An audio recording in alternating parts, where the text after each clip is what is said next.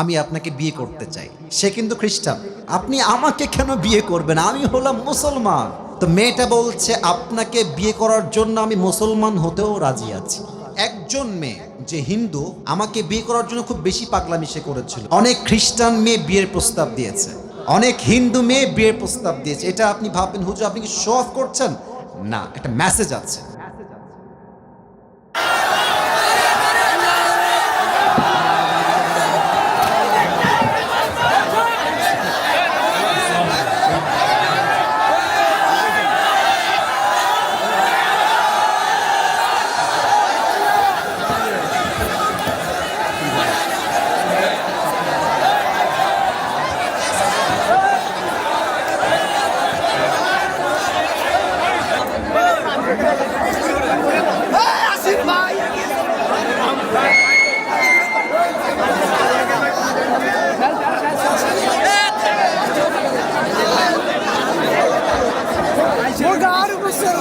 রাস্তাটা সবাই ক্লিয়ার দেন, হুজুরের সমস্যা হচ্ছে। দয়া করে রাস্তাটা সবাই ক্লিয়ার করে দেন, হুজুরের যেন কোনো ত্রুটি না হয়। রাস্তাটা দয়া করে ক্লিয়ার করে দেন।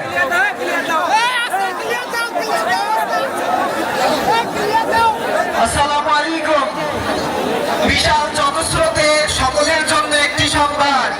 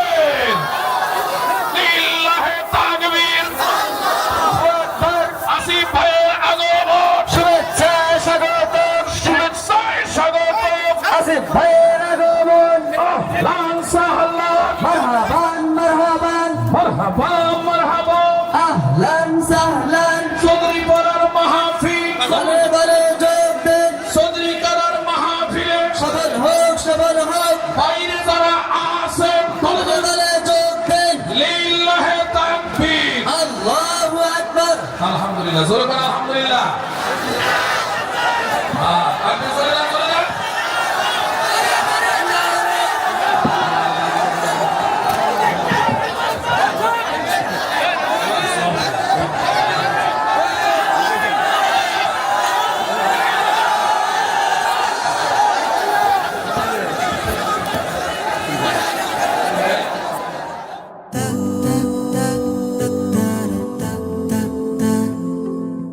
আচ্ছা, আমি দেখতে পাচ্ছি যে তোমরা অনেকে বাদাম বিক্রি করছো, করো, সমস্যা নাই। ওই যে পটেটো, যে দাঁড়াও দেখি পটেটোওয়ালা, ওই যে তুমি দাঁড়াও তো বাবু, বিক্রি করো, সমস্যা নাই, আমার পারমিশন থাকলো, করো। আমি অবাক হয়ে যাই মাহফিলে গিয়ে, এই ছোট্ট ছোট্ট ছেলে 7 বছর 8 বছর বয়স হবে, কেউ বাদাম বিক্রি করছে, কেউ পটেটো বিক্রি করছে। আমার কলিজা আঘাত লাগে, এত বয়স মাত্র। নিশ্চিত সে শখে তো বিক্রি করতে আসে নাই। তার পরিবার, তার অবস্থান, তার অর্থনৈতিক অবস্থান তাকে আজকে ছোট্ট বয়সে ইনকাম করতে বাধ্য করেছে। যুবক ভাইরা, ঠিক কিনা বলো? তোমাদের যাদের অনেক অভিযোগ জীবন নিয়ে, যে হুজুর আমি ভালো নাই, আমার এইটা নাই, ওইটা নাই, সেইটা নাই, যদি কখনো সময় পাও দিনাজপুরের রেল বন্দরে যেও, স্টেশনে যেও, বাস স্টেশনে যেও, দেখবা আল্লাহ তোমাকে ছাদের নিচে রেখেছে। অনেকে ঘুমানোর জন্য ছাদও পায় না, কম্বলও খুঁজে পায় না দিনাজপুরের ভাইরা, ঠিক কিনা বলে? গতকাল আমার মাহফিল ছিল বগুড়াতে। আমার যেই গাড়ি নিয়ে আমি মাহফিল করি, সেই মাহফিলটা বাসার থেকে বের হয়ে নষ্ট হয়ে গেছে। সেই গাড়ি চেঞ্জ করে অন্য আরেকটা গাড়ি, যেটা আমার গাড়ি নয়, ভাড়ার গাড়ি, কোনো মতে অ্যারেঞ্জ করে আমি নিয়ে আসছি। ওই গাড়িটা নিয়ে আসছি, ওই গাড়িটাও রাস্তায় নষ্ট হয়ে গেছে। দুইটা গাড়ি নষ্ট। রাত বাজে 12টা, কনকনে ঠান্ডা শীত, রাস্তায় কেউ নাই। কি করব? গাড়িতে কল দিচ্ছি, কেউ কলও ধরে। রাত বাজে 12টা 1টা, কেউ কল ধরে না। রেন্টে কারে কল দিলাম, ভাই একটা গাড়ি লাগবে আর্জেন্ট, ঘুমায় আছে, কেউ আসবে না। 2টার সময় এসে কোনো একটা সমাধান হলো। অন্য আর একটা গাড়ি আমি নিলাম। আর এই যে 2টা ঘন্টা সিএনজিতে বসে এত কনকনে শীত, মনে মনে ভাবলাম যে ইস আল্লাহ, তুমি আমাকে এত কষ্ট দিচ্ছ, আমি এত কষ্টে আছি।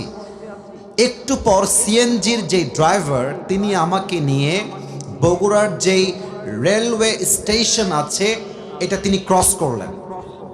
আমি যা দেখলাম সঙ্গে সঙ্গে পড়লাম যে আলহামদুলিল্লাহ, আল্লাহ আমাকে অনেক ভালো রেখেছে। আমি দেখলাম রেল লাইনে ছোট্ট ছোট্ট বাচ্চারা শুয়ে আছে, ছোট্ট ছোট্ট বাচ্চা, আর বুড়ি মহিলাগুলো শুয়ে আছে। কারো গায়ে ল্যাপ নাই, খাতা নাই, কোনো মতে একটা ছেঁড়া বোড়া চাদর গায়ে দিয়ে ঘুমায় আছে। তখনই আমি বুঝতে পারলাম যে আমাদের রব আমাদেরকে তাদের চাইতে 1000 গুণ বেশি শান্তিতে রেখেছে। যুবক ভাইরা আমার, ঠিক কিনা বলো? এই জন্য সবাই দিল খুলে মন খুলে পড়েন আলহামদুলিল্লাহ। না, এটা মন খুলে হয় নাই, পড়েন সবাই আলহামদুলিল্লাহ। আজকের এই মাহফিলে যারা এসেছেন, বিবাহিত কে কে আছেন একটু হাত তুলতে, বিবাহিত ভাইয়েরা? আচ্ছা আচ্ছা, হাত নামান, হাত নামান। এবার যাদের বউটো কেউ নাই, সিঙ্গেল ভাইরা, তোমরা একটু হাত তুলো তো দেখি। ইন্না লিল্লাহ। আপনাদের কারো বউ নাই? সত্যি না মিথ্যা? আরে সত্যি সত্যি। আহা, বাবারা যারা এসেছেন হাত নামাও। আরে আর হাত তুলো না, হাত নামাও। বাবারা যারা এসেছেন, আমি সবাইকে একটা মেসেজ আজকে মাহফিলের শুরু দিতে চাই। মেহেরবানি করে এবারে শীতকাল যুবকদেরকে কম্বল দিয়ে নয়, চাদর দিয়ে নয়, ল্যাপ দিয়ে নয়, যুবকদের ঠান্ডা দূর হবে একমাত্র চরিত্রবান দিনদার নেককার বউ দিয়ে। যুবক ভাইরা আমার, আল্লাহ প্রত্যেকটা আব্বা জানদেরকে বোঝার তৌফিক দান করুক। আমরা সকলেই দিল খুলে পড়ছি আমিন। আব্বারা বোঝে না রে যে ছেলেরা বিয়ের বয়স হয়েছে রে।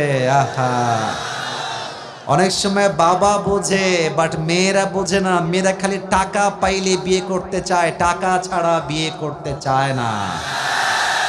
অনেক মেয়ে আছে দেখবা, টাকা পাইলে টাকলার সঙ্গে বিয়ের পিড়িতে বসে যায়। যুবক ভাই, এরকম মেয়ে তো দিনাজপুরে অন্তত পক্ষে নাই, নাই নাই নাই নাই। আরে নাই রে ভাই। আল্লাহ যেন হেদায়াত দান করে, সকলেই মন খুলে পড়ে আমিন। অনেক বোনেরা আমাকে দেখছেন, অনেক বোনেরা আমাকে শুনছেন। আমি সকলকে উইথ ডিউ রেসপেক্ট 2টা কথা বলতে চাই। নাম্বার 1, প্রিয় বোন আমার, শ্রদ্ধার সাথে আপনাকে বলছি, বোরকা পড়লেই কিন্তু আসলে প্রকৃতপক্ষের দিনদার হওয়া যায় না। দিনাজপুরের ভাইয়েরা, আমরা দিনাজপুরে দেখেছি, রংপুরে দেখেছি, রাস্তাঘাটে পার্কে যত মেয়ে প্রেম করে বেড়ায় তার 80% মেয়ে হচ্ছে বোরকাওয়ালি মেয়েরা প্রেম করে বেড়ায়। যুবক ভাই, I don't measure everyone equally. সব মেয়েকে এক পাল্লায় মাপলে আমি আসিফের চরম লেভেলের ভুল হবে এইটা। Everyone has different kind of personality. সবার ব্যক্তিত্ব এক নয়, এক একজন এক এক রকম ব্যক্তিত্ব বিলং করে। তবে হ্যাঁ, একজন বোরকাওয়ালি চরিত্রহীন নারীর জন্য 1000 চরিত্রবান বোরকাওয়ালি মেয়ের বদনাম হয়ে যায়। তো যেই মেয়েরা ভাবেন যে আরে ভাই বোরকা পরে এমন ভাবে, বুঝছেন, মুখ ঢাকা, হাত ঢাকা, পা ঢাকা, यार ये तो अभी कभी जन्नत से भाग के दुनिया में आई है यार, ये तो कन्फार्म जन्नत ही है यार। কিন্তু যখন দেখি যে রাস্তাঘাটে বাদাম খাচ্ছে আর প্রেম করছে, আমার মাথায় জাস্ট একটা কথাই ঘোরে, এরা হচ্ছে উপরে ফিটফাট, ভেতরে পুরোটাই সদরঘাট। যদি এরকম কোনো মেয়ে দিনাজপুরে থাকে, আল্লাহ পরিপূর্ণ হেদায়াত দান করে পড়া আমিন। 2 নাম্বার কথা আমার প্রিয় বোনদের জন্য, আমি অনেক যুবককে আমার চোখের পানি ছেড়ে কান্না করতে দেখেছি, আমি নিজে দেখেছি। এক যুবক সেই দিন এসে আমাকে গাড়িতে বলছে, হুজুর ভালোবাসতাম একটারে, বাটপার বিয়ে করছে আরেকটারে। এরকম মেয়ে বাংলাদেশে আছে না যুবক ভাইয়েরা আমার? শুধু মেয়ে না, যুবকরাও আছে এরকম। প্রেম করে একটার লগে, বিয়ে করে আর একটার লগে। এটা হচ্ছে উপরে ফিটফাট, ভেতরে সদরঘাট, ঠিক কিনা বলেন? তো বেশিরভাগ ক্ষেত্রে মেয়েরা এই ধোঁকাবাজিটা করে। তারা বেটার অপশন খোঁজার জন্য একজনকে বাদ দিয়ে আরেক জায়গায় যেতে চায়। আমার প্রিয় বোন, একটা কথা মাথায় রাখবেন, টাকা দিয়ে কিন্তু শুধুমাত্র সুখ খুঁজে পাওয়া যায় না, চরিত্রের দরকার সবচেয়ে বেশি। যুবক ভাইরা আমার, যে মেয়েগুলো টাকার জন্য জাস্ট বুইড়াকে বিয়ে করেন, আপনি টাকা পাবেন, বাড়ি পাবেন, গাড়ি পাবেন প্রিয় বোন আমার, বাট আত্মকেন্দ্রিক কলিজার যে শান্তিটা আছে এটা টাকাওয়ালাকে নয়, একমাত্র নবীর আদর্শে আদর্শবান যুবককে বিয়ে করলে আপনি খুঁজে পাবেন। ঠিক কিনা বলেন? আল্লাহ প্রিয় বোনদেরকে এই দুইটা কথা বোঝার তৌফিক দান করুক। আমরা সকলেই দিল খুলে পড়ছি আমিন। প্রিয় ভাইয়েরা, বসার জায়গা থাকলে বসে যান, তাফসীর শুরু হবে তো। আমি তো বললাম বসে যেতে, বসে পড়েন, বসে পড়েন, জায়গা আছে, বসেন বসেন, বইসা যান, বসেন। আর কেউ ডান বাম কইরেন না, সবাই একটা কাশি দেন, তাকবীর দিবেন এমন ভাবে যেন প্রমাণ হয়ে যায় দিনাজপুরের সন্তান আমরা, কাপুরুষের সন্তান নই, আমরা সব বীর পুরুষের সন্তানগুলো এখানে বসে আছে। লিল্লাহি তাকবীর। বাবা রে বাবা, মাশাআল্লাহ, আরেকবার দেন, লিল্লাহি তাকবীর। কোরআন থেকে আমি আসিফ আজকে একটা আয়াতের তাফসীর পেশ করব, তবে আয়াতের তাফসীর পেশ করার পূর্বে আমার কলিজার টুকরা মুরব্বী আব্বাজান যারা এসেছেন, আমার যুবক ভাইয়েরা যারা এসেছেন, মায়েরা বোনরা যারা এসেছেন, সবার জন্য আজ 3টা নসিহত বলেই আমি আমার তাফসীরে ফিরে যাব। আপনারা সবাই শেষ পর্যন্ত দোয়া করে যাবেন তো ইনশাআল্লাহ? না আসতে বললেন কেন? সবাই বলেন ইনশাআল্লাহ। 3টা নসিহত সবার জন্য। নাম্বার 1, আমরা যেই সালে আছি এটা হচ্ছে 2000 কত সাল? 24 সাল। মাসটা কিন্তু ডিসেম্বর, বছর কিন্তু শেষ। অনেকে দেখবেন বছরের শেষ রাতে গুনাহের জন্য তওবা না করে শুভ নববর্ষের নামে রাস্তাঘাটে গান বাজিয়ে বেহায়াপনা করবে যুবক ভাইরা আমার। না, এইটা করা যাবে না। আমি সবার কাছে এই 2024 সালের শেষ মুহূর্তে এসে ক্ষমা চাচ্ছি আমার প্রিয় ভাইরা। আমি যদি কখনো কাউকে নোয়িংলি অথবা আননোয়িংলি, ইচ্ছাকৃত অথবা অনিচ্ছাকৃত কাউকে কখনো কোনোভাবে হার্ট করে থাকি, কষ্ট করে থাকি, ফার্স্টলি মাই আল্লাহ ফরগিভ মি, প্রথমে আল্লাহ আমাকে মাফ করুক। আমি আপনাদের সবার কাছেও মাফ চাই। এর কারণ হায়াত দিন দিন শেষ হচ্ছে, কবে যে মারা যাব we don't know about it, এটা আমরা জানি না, এই বিষয়ে আমরা কিছু বুঝি না। যে কোনো মুহূর্তে মালাকুল মউত চলে আসতে পারে আমাদের চোখের সামনে। 2024 সালের শেষে এসে সবার কাছে আমি দিল থেকে মাফ চাই। আল্লাহ যেন আমাদের সবাইকে একে অপরকে মাফ করার তৌফিক দান করে। সকলেই মন খুলে পড়েন আমিন। কে কতটুকু বাঁচবো আমরা জানা নাই। 2024 সালটাই হতে পারে আমার জীবনের শেষ সাল। হয়তো নেক্সট সালে আমি কবরের বাসিন্দা হয়ে যাব। আপনারা আমাকে সবাই মাফ করে দিবেন, আমিও আপনাদের সবাইকে দিল থেকে মাফ করে দিলাম। বলেন সবাই আমিন। নাম্বার 1, মাফ চাইলাম। সবাই সবার কাছে মাফ চাইবেন, ভাই ভাইয়ের কাছে, বউ স্বামীর কাছে, স্বামী তার বউয়ের কাছে। আল্লাহ তৌফিক দান করুন, সকলে পড়েন আমিন। 2 নাম্বার নসিহত আমার সমস্ত যুবকদের জন্য, মুরব্বীদের জন্য। আচ্ছা, আমরা তো সবাই মধ্যবিত্ত পরিবারের সন্তান, তাই না? আচ্ছা, আপনাদের কথা তো আমি শুনি নাই, আমরা সবাই মধ্যবিত্ত পরিবারের সন্তান না? আমি কোনো একটা ওয়াজে বলেছিলাম, আপনারা হয়তো অনেকে শুনেছেন, যে মধ্যবিত্ত পরিবারের সন্তান মানেই হচ্ছে এটা ব্র্যান্ড যুবক ভাড়া। এর কারণ হচ্ছে আপনি আমাদেরকে সাইকেল দিবেন তাও চলবে, বাইক দিবেন তাও চলবে, আপনি আমাকে কার দিবেন তাও চলবে, যদি বলেন যে হেঁটে হেঁটে আসতে হবে তাও চলবে। এর কারণ আমরা মধ্যবিত্ত পরিবারের সন্তান। আমাকে আপনি আলু ভর্তা দিবেন আমি তাও খাবো, ভাজি দিবেন তাও খাবো, ডাউল দিবেন তাও খাবো, গোস্ত দিবেন তাও খাবো। কিছুই দিবেন না, কিছুই দিবেন না, জাস্ট পানি দিবেন আর ভাত দিবেন, ওই পান্তা ভাত আমার মরিচ দিয়েও চলবে যুবক ভাইরা আমার। এর কারণ আমি বড়লোক ঘরের আদরে পেলে পোষা বড় বড় হওয়া ব্রয়লার মুরগি নই। আমি মধ্যবিত্ত পরিবারের সন্তানের কঠোর পরিশ্রমী সন্তান যুবক ভাইরা আমার। তা আমি সবাইকে একটা কথা বলতে চাই, মাঝে মাঝে কারো বাড়ি দেখলে, কারো ভালো জামা দেখলে, কাউকে একটু হাসি খুশি দেখলে আমরা হতাশ হয়ে যাই। আমরা ভাবি হয়তোবা সে আমার চাইতে অনেক ভালো আছে। না না না না, মনে রাখবেন প্রত্যেকটা হাসির পেছনে একটা কষ্ট লুকিয়ে আছে, প্রত্যেকটা কষ্টের পেছনে আরো বিশাল বড় পাহাড় পরিমাণ কষ্ট লুকিয়ে আছে, ঠিক কিনা বলেন? পৃথিবীতে সমস্যার বাহিরে কেউ বসবাস করে না। জনপ্রিয় ব্যক্তির সমস্যা একরকম, নন ফেমাস ব্যক্তির সমস্যা আর একরকম, ধনীর সমস্যা একরকম, গরিবের সমস্যা একরকম। পৃথিবীতে সমস্যাবিহীন কেউ নয়। বাট মূল কথা হচ্ছে বান্দা তার প্রত্যেকটা অবস্থায় যদি বলতে পারে আলহামদুলিল্লাহ আলা কুল্লি হাল, I am okay, I am perfect, I am just grateful to my lord, আমাকে আল্লাহ যা দিয়েছে তাতেই আমি খুশি, দেখবেন পুরো জীবনটাই জান্নাতের বাগান হয়ে যাবে। সুবহানাল্লাহ পড়ো সবাই। So don't compare yourself with anybody. You have to compare yourself with your Lord.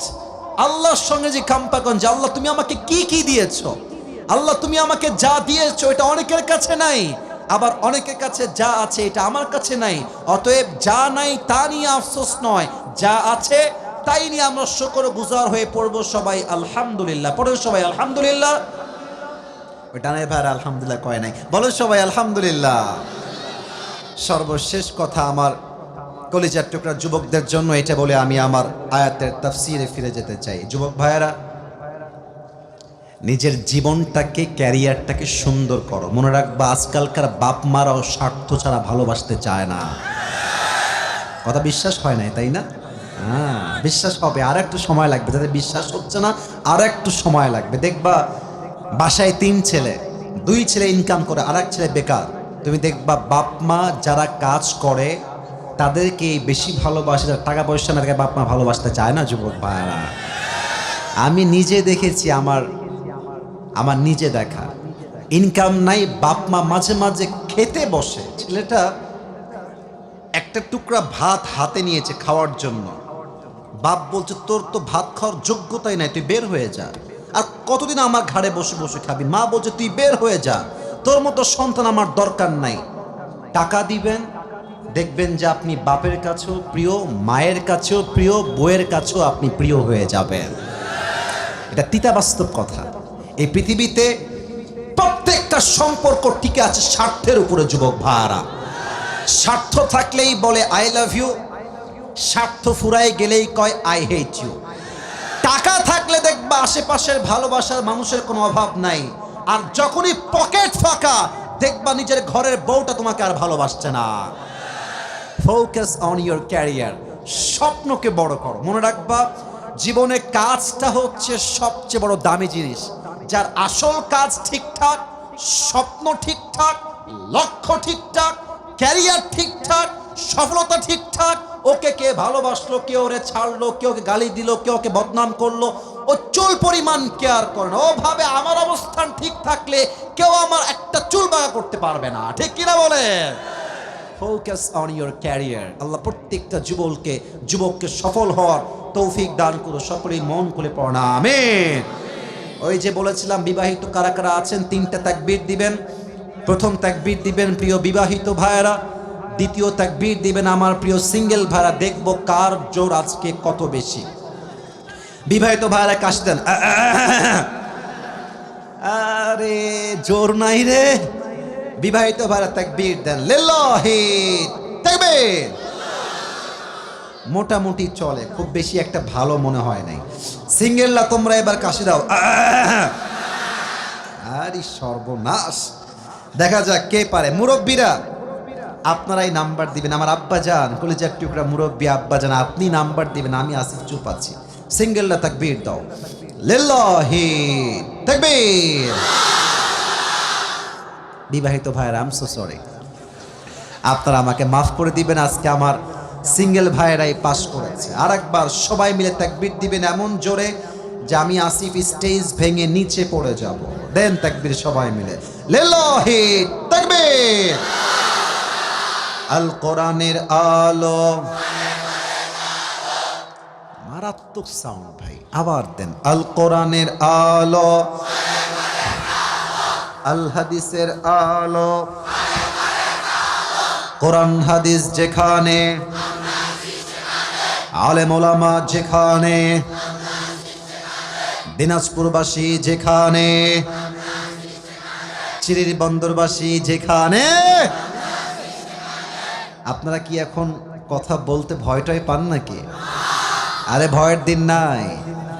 আল্লামা দেলোয়ার হোসেন সাইদি হুজুর একটা কথা প্রায় বলতেন যে বিড়ালের মতো 500 বছর বেঁচে থাকার কোনো দাম নাই, সিংহের মতো 1 ঘন্টা গর্জন দিয়ে আমরা বাঁচতে চাই।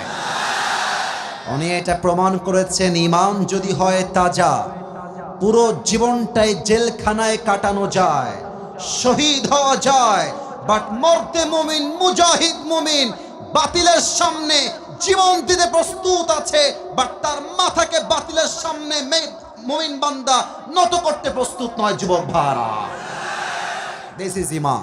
এটাই হচ্ছে ঈমান। সেই ঈমান থেকে আজ কিছু কথা বলার চেষ্টা করব। সকলেই আমরা দিল খুলে বলছি ইনশাআল্লাহ। আজ আমরা তাফসীর করব কোরআনুল কারীমের 4 নাম্বার পারার থেকে। আমি সবার থেকে উত্তর চাই, কত নাম্বার পারা?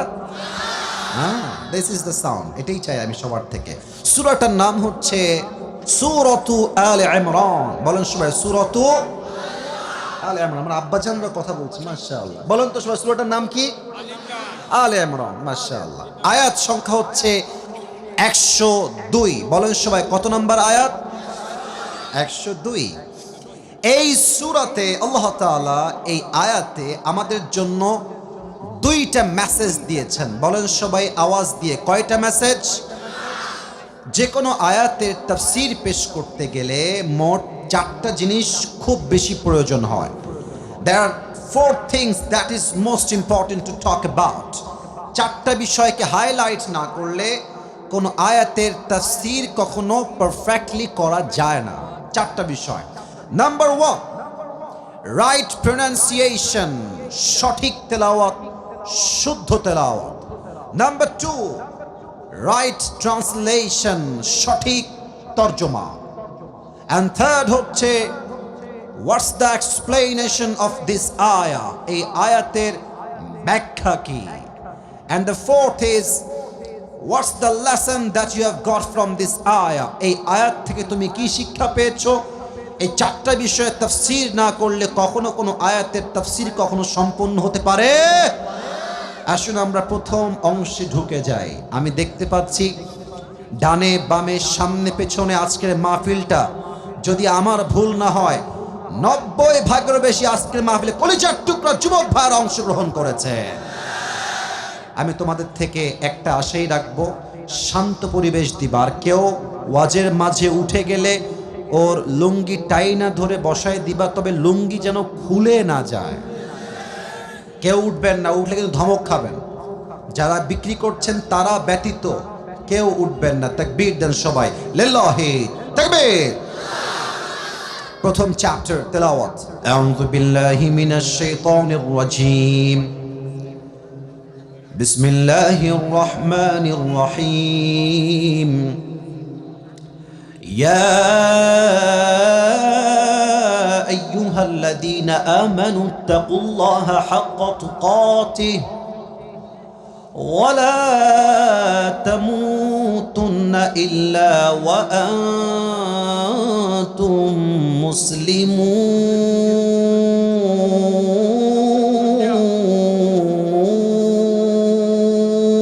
الله أكبر. সঠিক তেলাওয়াত। Now I will try my best to translation of this ayah, to translate of this ayah. আমি এই আয়াতের তরজমা করার ট্রাই করছি। আল্লাহ তাআলা বলছেন, O you who believed, fear your Lord as he should be feared. ولا تموتن إلا وأنتم مسلمون, and do not die except as a Muslim. 2টা message. 1, হে ঈমানদারেরা, তোমরা তোমাদের রবকে ভয় করো ভয় করার মতো। জাস্ট ফোকাস অন দিস আয়া, একটু বুঝবেন। আল্লাহ বলছেন শুধু ভয় করো, it's exactly not like that, এতটুকুই শেষ নয়। আল্লাহ বলছেন হাক্কা তুকাতি, ভয় করার মতো ভয় করো। ওয়ালা তামুতুন্না ইল্লা ওয়া আনতুম মুসলিমুন, যেহেতু তোমাদেরকে মরতেই হবে, তোমরা মুসলমান না হয়ে মারা যেও না। আবারও বলছি, যেহেতু তোমাদেরকে মরতেই হবে, কুল্লু নাফসিন যায়িকাতুল মাউত, everyone has to take the test of death. প্রতিটা মানুষকে মৃত্যুর স্বাদ যেহেতু গ্রহণ করতে হবে, অতএব মরার সময় মুসলমান না হয়ে মরে যেও না।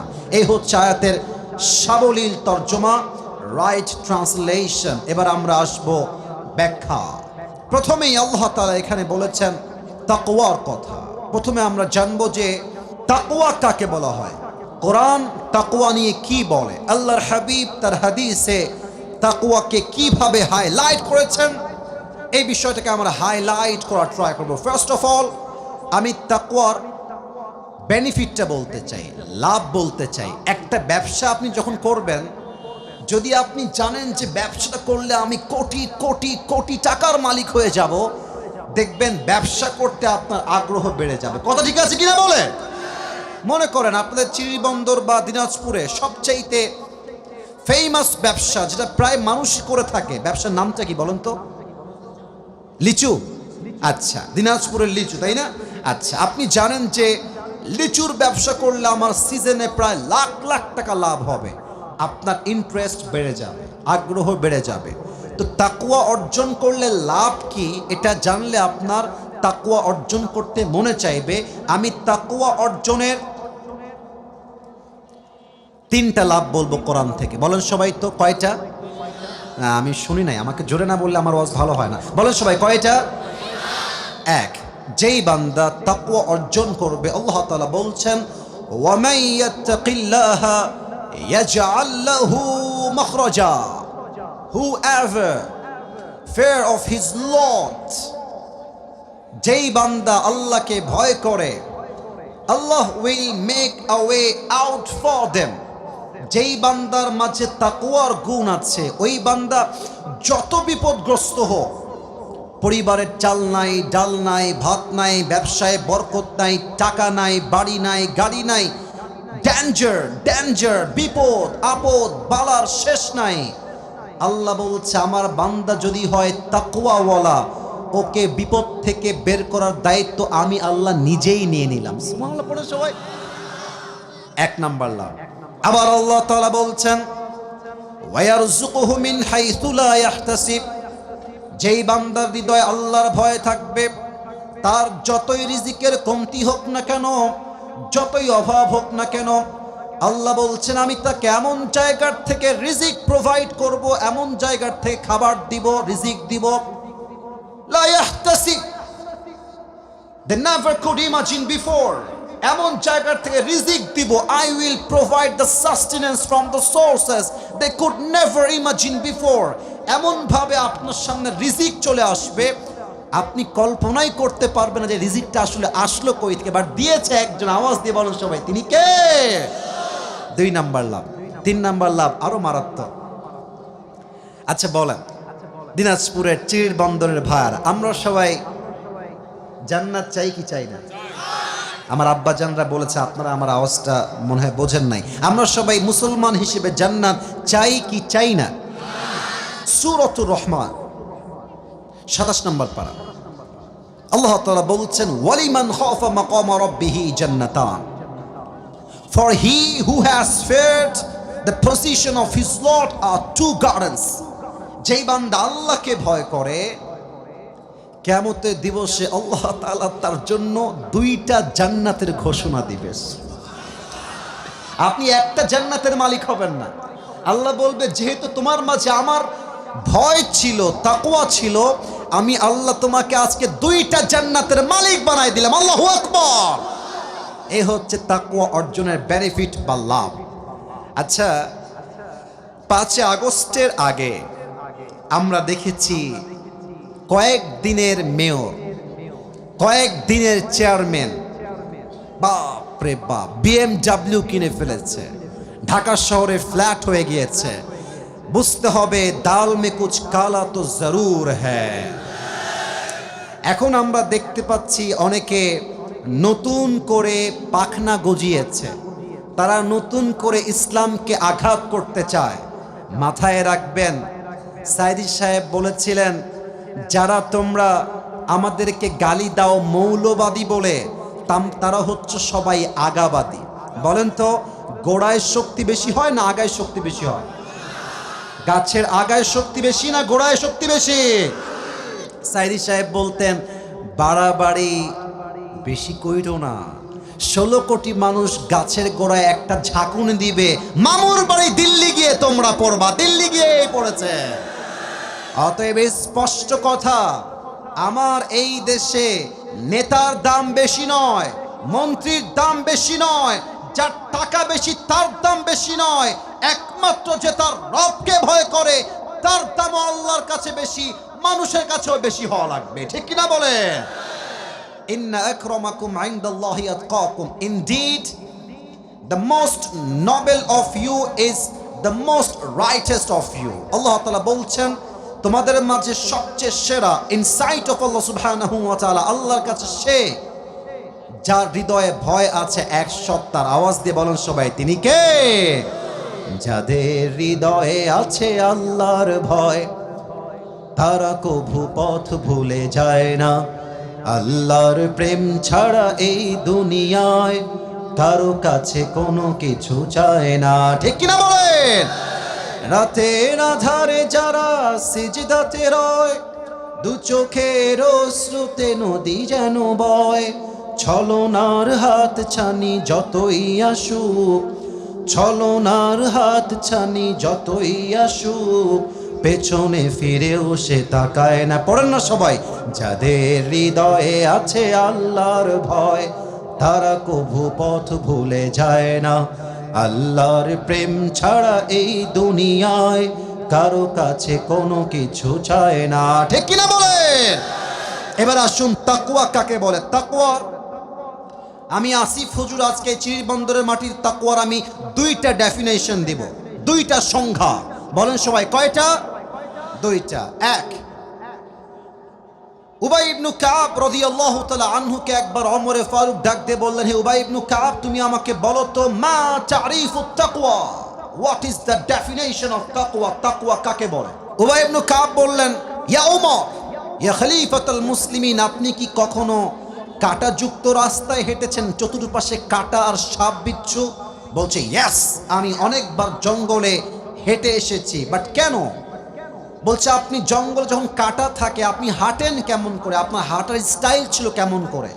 তো ওমরে ফারুক বললেন যে আমার যেই, আমি পা তুলতে পারছি না, সরি, জুতা, এটা আমি পরি বুট জুতা, যাতে করে কোনো কাঁটা ভেতরে ঢুকে না যায়।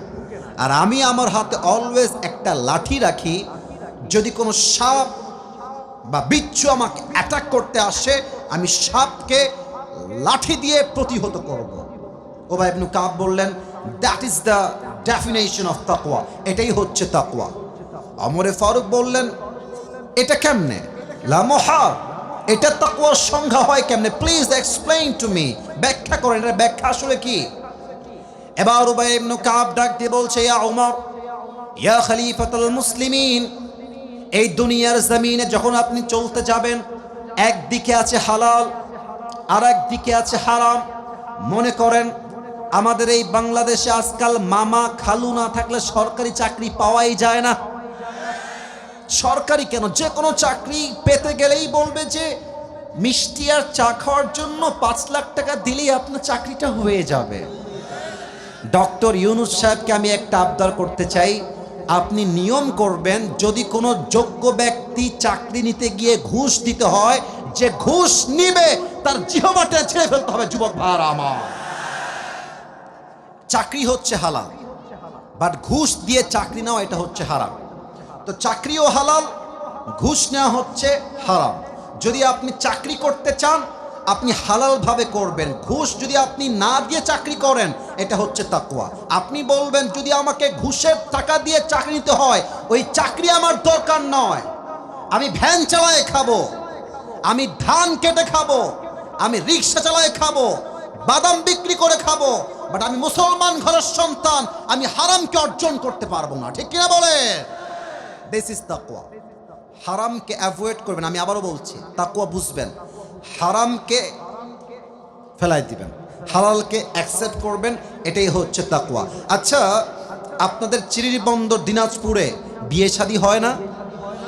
আরে না হইলে আপনারা আসলেন কই থেকে রে ভাই? কথা কোন হয় না? হয়। আপনারা দেখবেন মুরব্বী আব্বাজান যারা আছেন, আমার আব্বাজানেরা মুরব্বীরা আমাকে এই চ্যাপ্টারে একটু মাফ করবেন। মুরব্বী আব্বাজান যারা এসেছেন, আমি আপনার কাছে আপনার পায়ে হাত রেখে আগেই মাফ চাচ্ছি। আমি আপনাদের কাউকে চিনি না, কারোর সঙ্গে আমার কোনো শত্রুতা নয়, একদমই নেই। দেখবেন মুরব্বী আব্বাজান 5 ওয়াক্ত নামাজ পড়ে, বাট মেয়ের বিয়েতে ডিজে বক্সে গান বাজিয়ে মেয়ের বিয়ে দেয়। তা আমি একজন বাবাকে, মানে মুরব্বী চাচা দাড়িওয়ালা, বললাম যে আব্বাজান, আপনি একজন হাজী সাহেব, আপনি 5 ওয়াক্ত নামাজ পড়েন, আপনার মেয়ের বিয়েতে ডিজে বক্স কেন আব্বাজান? তা আমাকে বলছে, হুজুর একটা মাত্র মেয়ে ডিজে গান না বাজালে কি বিয়েটা জমে? আহা আব্বাজান, আপনি কি ভাবলেন? বিয়েটা হচ্ছে হালাল আর ডিজে বক্স হচ্ছে হারাম। আপনি একটা পবিত্র কাজ করতে গিয়ে ডিজে বক্স আনলেন, আপনার মেয়ের সংসার তো আপনি আগেই বরকতবিহীন করে ফেললেন। যুবক ভাইরা, ঠিক কিনা বলেন? হালালকে অ্যাকসেপ্ট করতে হবে, হারাম থেকে বাঁচতে হবে। নাম্বার 1 ডেফিনেশন অফ তাকওয়া, এটাই হচ্ছে তাকওয়া। 1 নাম্বার। নাম্বার 2, তাকওয়া মানে হচ্ছে রাত হচ্ছে অন্ধকার, রাত বাজে 2টা, আমার রুমের গেট লাগানো, জানালা লাগানো, আমি শুয়ে শুয়ে পর্নোগ্রাফি দেখছি, ব্লু ফিল্ম দেখছি, হিন্দি সিনেমা দেখছি, আমার দরজা বন্ধ, জানালাও বন্ধ, বাট এই রাত 2টার সময় আমাকে কেউ না দেখলেও আরশে আজিম থেকে দেখছে একজন। আওয়াজ দিয়ে বলেন সবাই, তিনি কে? এটাই তাকওয়া। No one can see, but Allah is observing us in every single moment, every single time. প্রতিটা মুহূর্তে আমাকে পর্যবেক্ষণ করছেন। 1 সত্তা। আওয়াজ দিয়ে বলেন সবাই, তিনি কে? একজন যুবক সেদিন একটা কথা বলল, আমার কলিজায় এসে কথাটা আঘাত করেছে। সময় খুবই কম, শর্টকাটে বলার ট্রাই করছি।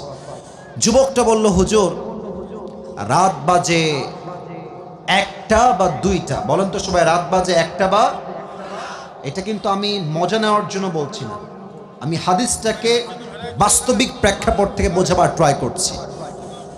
তো যুবক বলল, হুজুর আমি একজন এমন যুবক যেই যুবকটা পর্নোগ্রাফির নেশায় আসক্ত। পর্ন ভিডিও না দেখলে আমার রাতের বেলা ঘুমই আসে না, এটা আমার বাজে একটা নেশা। তা আমি বললাম, কি হয়েছে বলো, কি সমস্যা? তো সে বলল, হুজুর রাতের বেলা আমি পর্নোগ্রাফি দেখছি, রাত বাজে 1টা বা 2টা, বাসায় আমার মাও নাই, বাবাও নাই, নো ওয়ান ইজ দেয়ার, কেউ নাই বাসায়, আমি একা, রুমের লক করা, সব window is locked and the gate is also locked, সব বন্ধ করা, আমার কানে হেডফোন দেওয়া। হঠাৎ করে পর্নোগ্রাফি দেখতে দেখতে একটা ঠাস করে আমার কানে শব্দ আসলো। আমি সঙ্গে সঙ্গে মোবাইল ফোনটা অফ করে দিয়ে রেখে দিলাম। ভেবেছি বাপ মা কেউ চলে আসছে, মনে হয় দেখে ফেলবে আমাকে পর্নোগ্রাফি দেখা অবস্থায়, আমার মান সম্মান নষ্ট হয়ে যাবে। আমি ভয়ে থরথর করে কাঁপছি, কে আসলো, কে আমাকে দেখে ফেললো মনে হয়। গেট খুলে দেখছি আওয়াজটা আসছে একটা ছোট্ট ক্যাট, ছোট্ট বিড়ালের মাধ্যমে। বিড়ালটা ওখানে দাঁড়ায় আছে। আমার মাথায় টনক নড়লো, ইস রে, একটা বিড়ালের শব্দে আমার আত্মা কেঁপে উঠলো, আমার সম্মানের ভয় লাগলো। বাট আমি যে পর্নোগ্রাফি দেখছি, কোথায় সেই বিড়াল আর কোথায় আমার রব? আমাকে তো প্রত্যেকটা মুহূর্তে আমার রব পর্যবেক্ষণ করছে। যুবক ভাইরা, কথা ঠিক আছে কিনা বলো সবাই আমাকে। এটা ভেবে আমার কলিজা আঘাত লাগলো, হুজুর যে আল্লাহ তো আমাকে দেখছে, আমি আল্লাহকে ভয় পাইলাম না, আমি বিড়ালকে ভয় পাইলাম। ওই দিন থেকে আমি তওবা করেছি, আজ অবধি কখনো আমি আর পর্নোগ্রাফি দেখি নাই। সুবহানাল্লাহ পড়বেন না আপনারা সবাই? আচ্ছা, আপনারা যুবকরা মুরব্বীরা চিনবেন হয়তোবা, পাকিস্তানের একজন টপ ফেমাস স্কলার, তার নাম হচ্ছে মাওলানা তারিক জামিল। কেউ শুনছেন নামটা? পাকিস্তানের একজন টপ ফেমাস স্কলার। আমি আসিফের তো জামা কাপড়ের রং ঢঙের শেষ নাই, সানগ্লাস একরকম, টুপি একরকম, জুব্বার একরকম, ব্লেজার একরকম, আমরা একটু স্টাইলিশ, কোয়ালিফাইড, মডার্ন হওয়ার ট্রাই করি। বাট মাওলানা তারিক জামিল একদম সাদা সিধে মানুষ, অলওয়েজ সাদা পাঞ্জাবি, অলওয়েজ সাদা পায়জামা, অলওয়েজ সাদা পাগড়ি। কালকে বা কয়েকদিন আগে আমি তার ইউটিউবে একটা লেকচার শুনছিলাম অ্যাবাউট তাকওয়া, তাকওয়া নিয়ে। উনি একটা বাস্তবিক ঘটনা বললেন, আমি জাস্ট তাকওয়াকে বোঝাবার জন্য বলতে চাই, বলা যাবে নাকি যাবে না? পেছনে পারমিশন পাইছে, সামনে আওয়াজটা বেশি একটা কানে আসে নাই।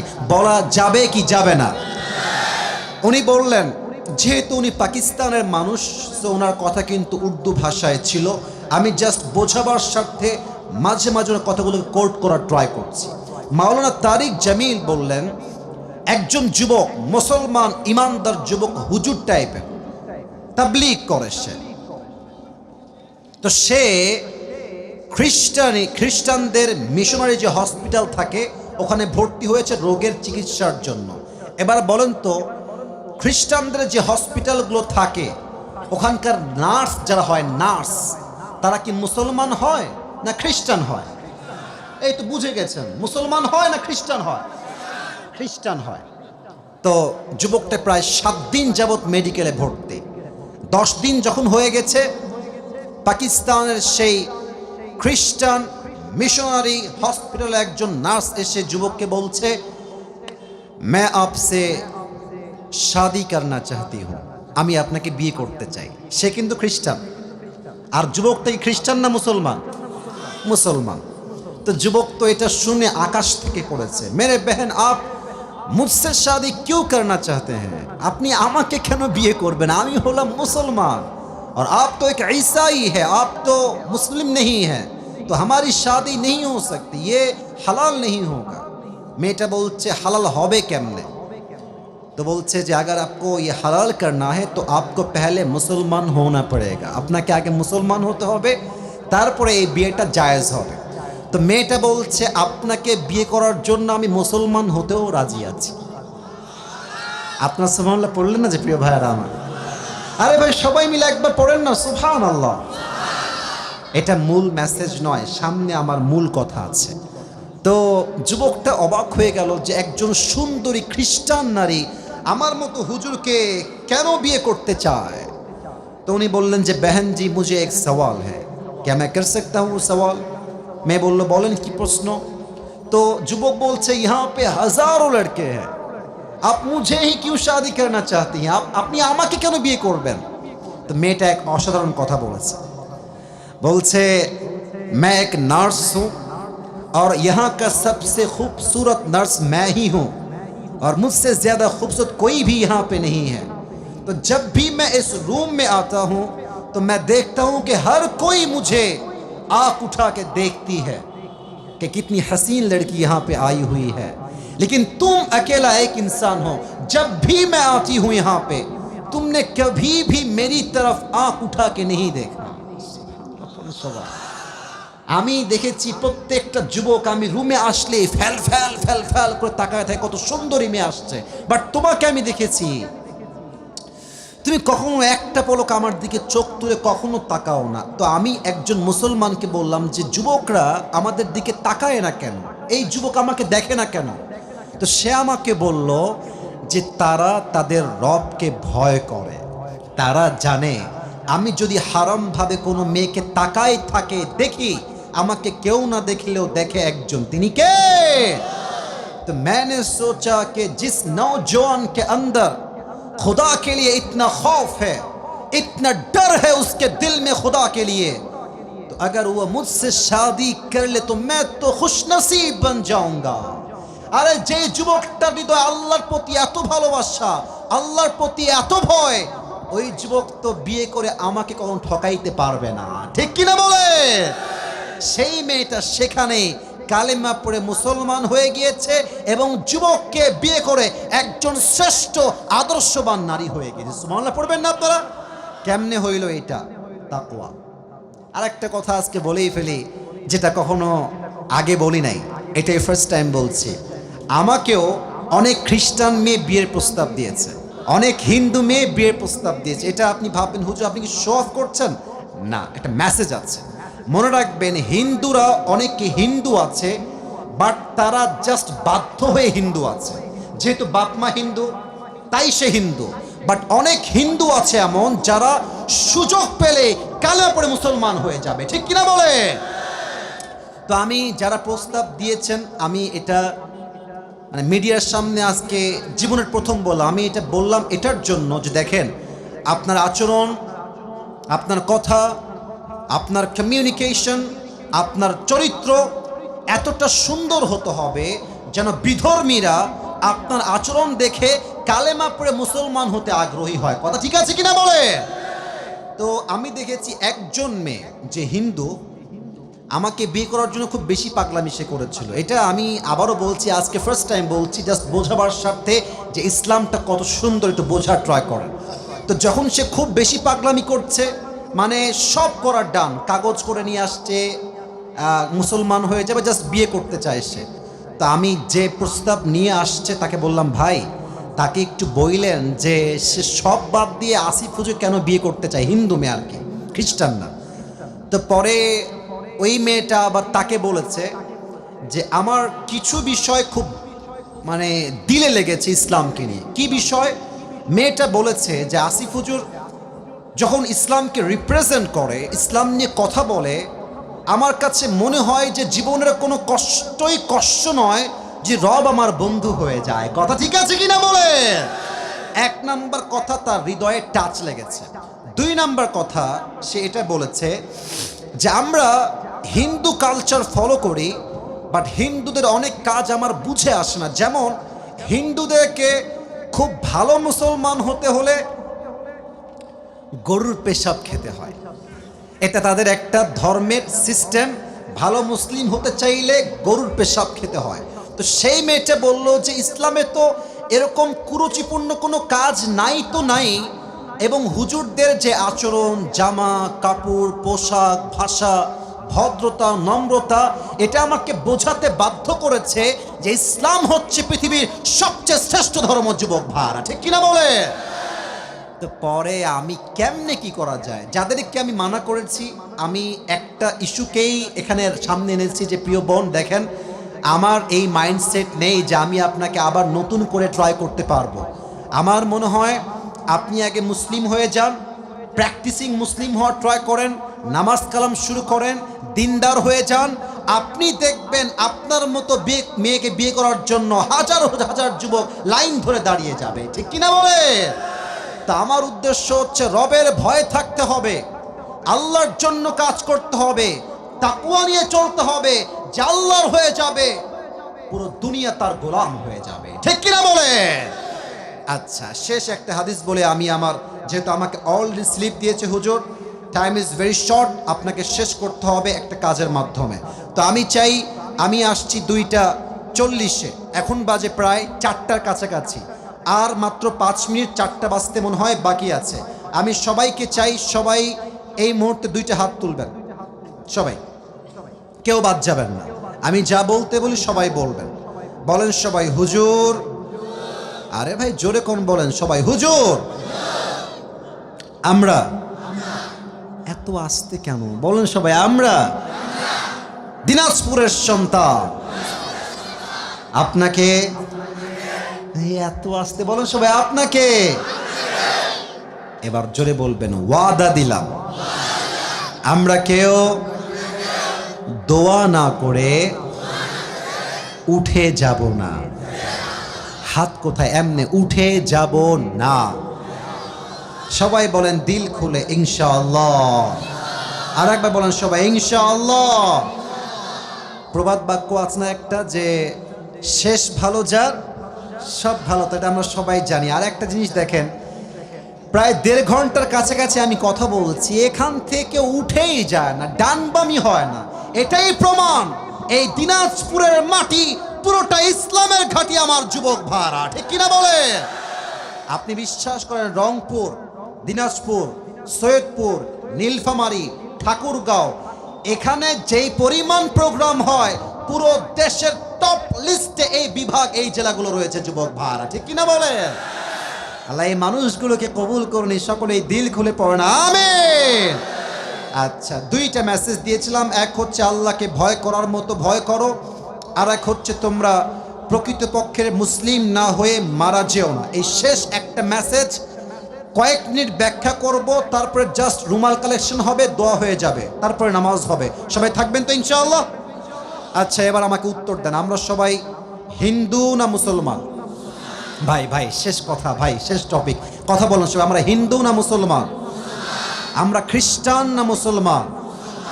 আরে মিয়া গৌরব নিয়ে বাঘের মতো কোন, আমরা সবাই বৌদ্ধ না মুসলমান? তো আল্লাহ কেন বললেন যে তোমরা মুসলমান না হয়ে কবরে এসো না? আমরা তো মুসলমান, তবুও আল্লাহ বললেন তোমরা মুসলমান না হয়ে কবরে এসো না। কেন? ব্যাখ্যা আছে। প্রিয় ভাইয়েরা আমার, আমাদের দেশ হচ্ছে বাংলাদেশ। আমরা মুসলমানরা সাম্প্রদায়িক দাঙ্গা লাগাতে চাই না, আমরা সম্প্রীতি নিয়ে থাকতে চাই। আমরা দাঙ্গা নয়, আমরা শান্তিপ্রিয় মুসলমান যুবক ভাইরা, ঠিক কিনা বলে?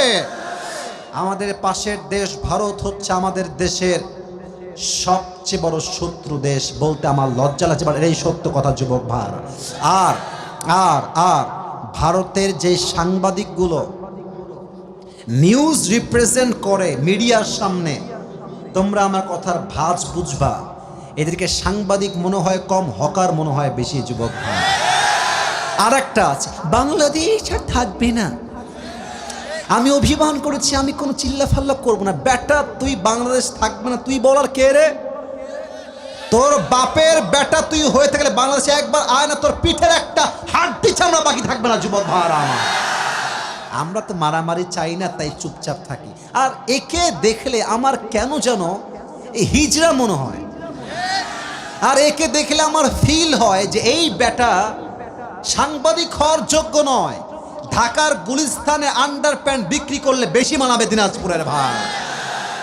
আমরা মুসলমান ঘরের সন্তান, তাই আমরা দাঙ্গা চাই না। তবে ভারতকে বুঝতে হবে আমরা সংখ্যায় কম হতে পারি, বাট আমাদের মাঝে ইমানের জোর আছে, কোরআনের ভালোবাসা আছে।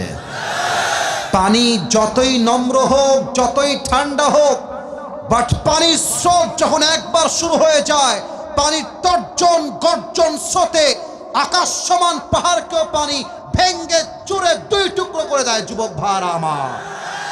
অতএব ভারত যদি ভাবে আমার দেশের 1 ইঞ্চি মাটিকে তারা দখল করবে, স্পষ্ট পয়গাম, আগামীতে কোন স্বৈরাচারের মাধ্যমে যদি আমার দেশের স্বাধীনতা সার্বভৌমত্বে একটা আঘাত করা হয়, এই দিনাজপুরের মাটির থেকে একটা শহীদ আবু সাইদ নয়, হাজার হাজার শহীদ আবু সাইদ মাথায় কাফনের কাপড় বেঁধে রাস্তায় জীবন দেওয়ার জন্য, শহীদ হওয়ার জন্য প্রস্তাবে দুই হাত তুলে বলেন সবাই, ঠিক কিনা?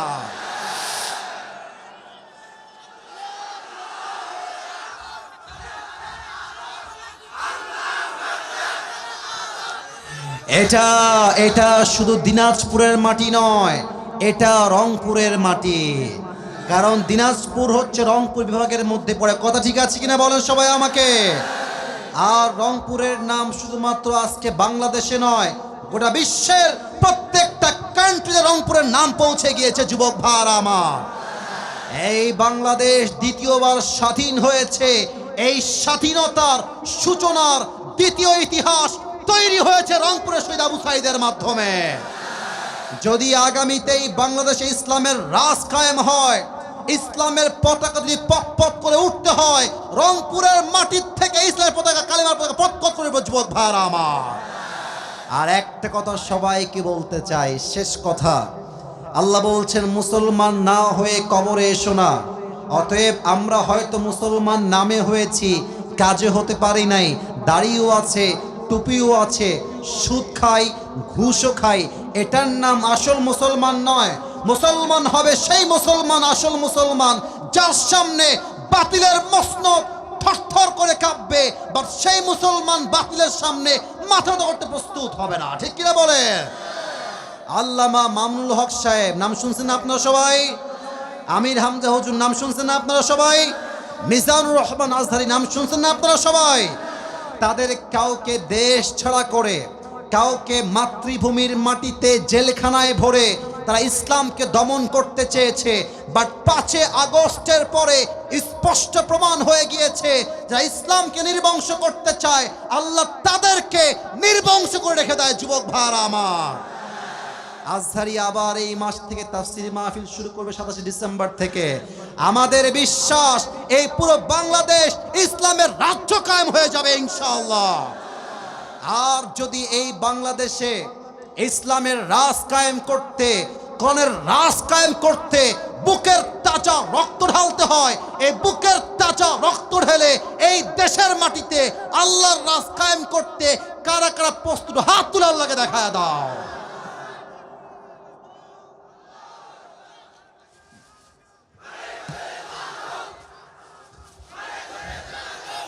আমার সঙ্গে তাকবীর দেন, লিল্লাহি তাকবীর।